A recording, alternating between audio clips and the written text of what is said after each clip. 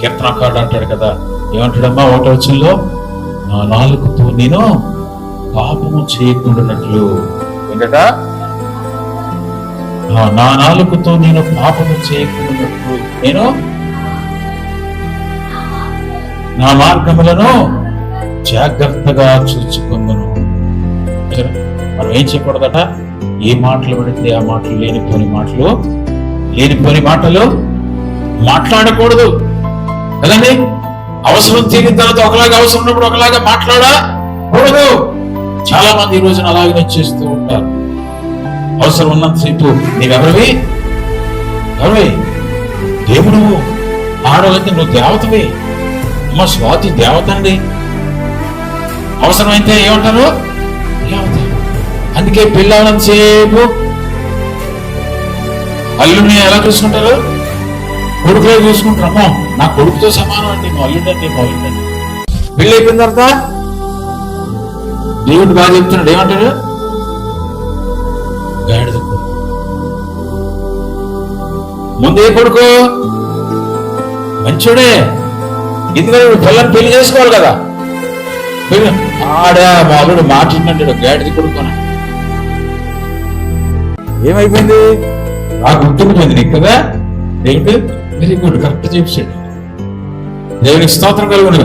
కాబట్టి పిల్లరా, అవసరం తీరినప్పుడు ఒకలాగా, అవసరం లేనప్పుడు ఒకలాగా, అవసరం ఒకలాగా మనం ప్రవర్తించా.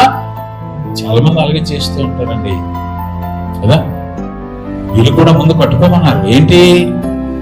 యెరూషలేము దేవాలయం వారు కట్టుకుంటుంటే చూసి ఓర్వలేక అనేకమైన మాటలు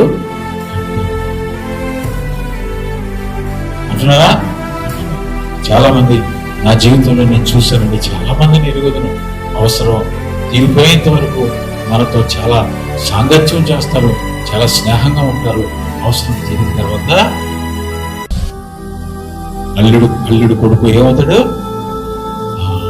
ఇంకో సామెత ఉంటుంది కదా, ఏరు దాటిన తర్వాత, చెప్పండి, ఏరు దాటిన తర్వాత దెబ్బ తగలడతారా? బాగా చెప్పు.